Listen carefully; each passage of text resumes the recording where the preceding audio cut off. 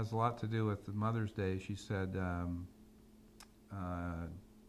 take good care of my wife for Mother's, take good care of my mom for Mother's Day. She deserves it. And so I went and did it. I took Mariama to every place I thought Mariana would want to take her. Saturday market. What else did we do? Oh, we went out to eat. I mean, breakfast, dinner, bought me a present. We had drinks. Saturday market. Yeah, it was a good day. And I did it all. I put everything on Facebook. That this is you with your mom. I had all these pictures, and I made sure I wasn't in any of the pictures, which is really neat that I could do that. Because I want it to be a day for them to be together, as she's not able to. She's in Minnesota, and I know how close they are. And so I'm doing what my daughter told me to do. She said, you know, Dad, I want you just to make my mom happy. And I've done that, and I feel like I'm getting her back again.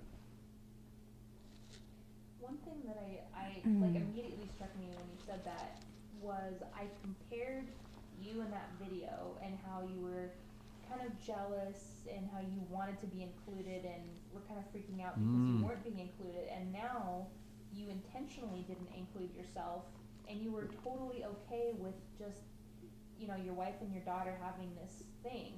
Can, like, if you agree with me, you know, can you like describe the difference between old Mark and new Mark and how you couldn't have done what you did in the past?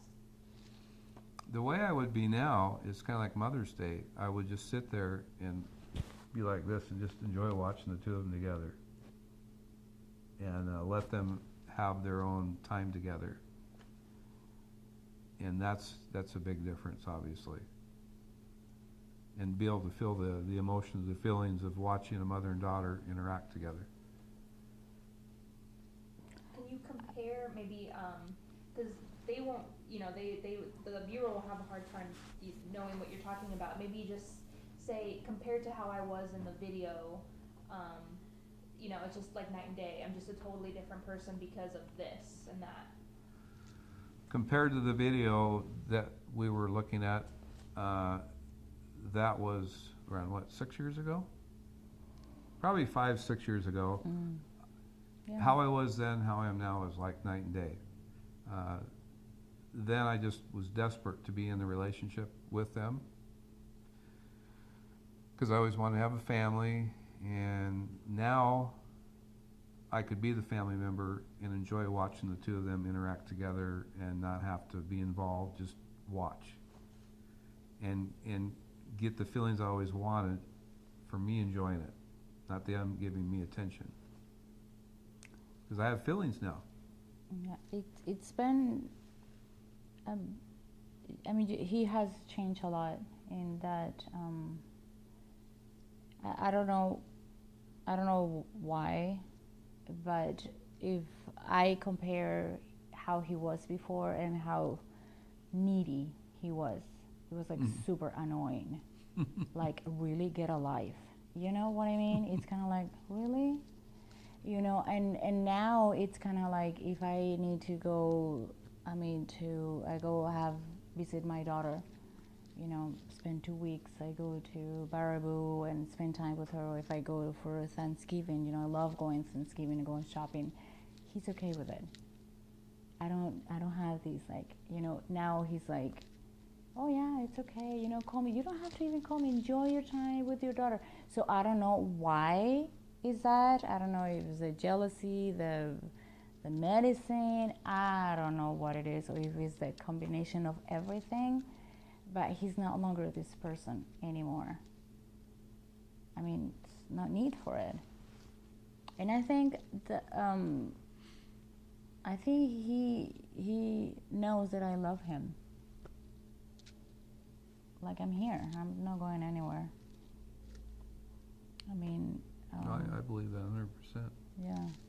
And I think that was like a fear or insecurity. I don't know what it was.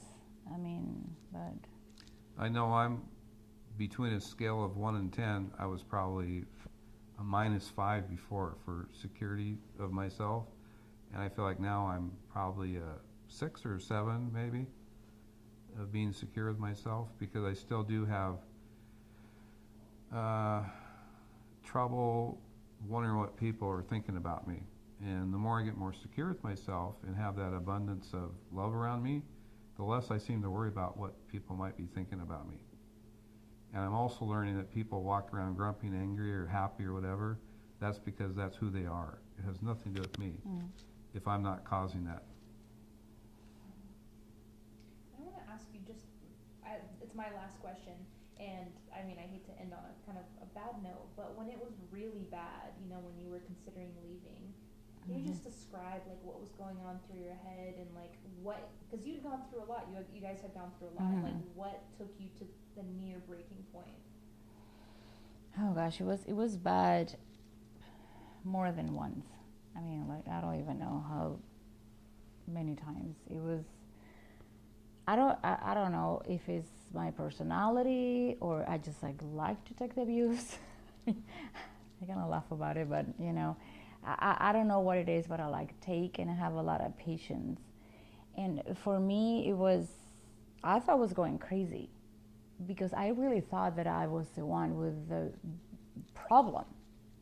So I would like blame myself, like, okay, no, I have to do this, I will have to do that, or I'm not doing this right, or he wanted like this. Well, he has a point, you know. And then when he will like kick me out, I mean, I don't know how many times. Well, one time he kicked me out and I move out, and then the next day he's like, please come back. He's like, no, I just paid deposit or rent, 6 months, you know, I will be out.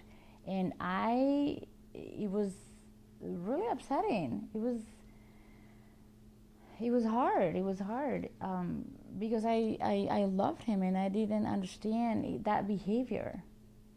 That all the excuses was like, well, I need to figure it out, the money part, so I cannot do it with you here. You need to leave the house because I'm broke and I can't not take care of you anymore. Well, it wasn't like I didn't have a job, or, you know, I did have a job. I did have some, you know, yes, we did have money problems, and, you know, but I mean, all the excuses was like weird. And I don't even know how I went through it, seriously. You were ready to leave though when I had that episode before the Depakote. I was done. I mean, a lot of all my friends were like, okay, this is it. And I'm like, yes, I guess so. I mean, this is bad. It's bad. This is, because it started interfering with my relationship with my daughter. And, you know, that's my daughter, you know, and, you know, if you cannot do this, I cannot, you know, I cannot be a part of, you know. So it was hard. It was, I was ready to, I was ready. But I think, you know, because I was going to counseling, and you were, you know, going to counseling. I wanted to get better. And when I saw I did something wrong, I corrected it. I think that's the big difference that saved our marriage, is when I figured out there was hope to get on the Depakote, that you were there to see if I could get better. Yeah. She gave me a little bit of time before we decided whether to split up. Well, yeah, but we went to counseling too. We just like finished like that's right. a Yeah, we went to year, counseling. And Great I don't know, couples we counseling. graduated couples counseling. Yeah. And it was good, because we cannot, if we couldn't figure this out. Like, it was just too much. You know, I had too much resentment. You know, him doing things to my family, to myself, to my daughter. You know, I had so much that I just wanted like to, this is not okay. And I just wanted to answer the question before, what my daughter will say to me. If she's right here, she will said, I think she will be proud of me, and she will say, you know, good job, Mom, you hang in there, you know, like, because I remember her having a conversation with me, and she said, I guess you believe in marriage, and you just hang in there, and you just like fought for it. And I'm like, yeah, I did. Oh, So that's cool. that's what she will say. I think she's and a good example to her. Like, you know, you just don't give up for no reason. If you love something, you know, somebody, you just do whatever just to a case, you know, like that's pretty much it. Outstanding. Thank you. Mm-hmm.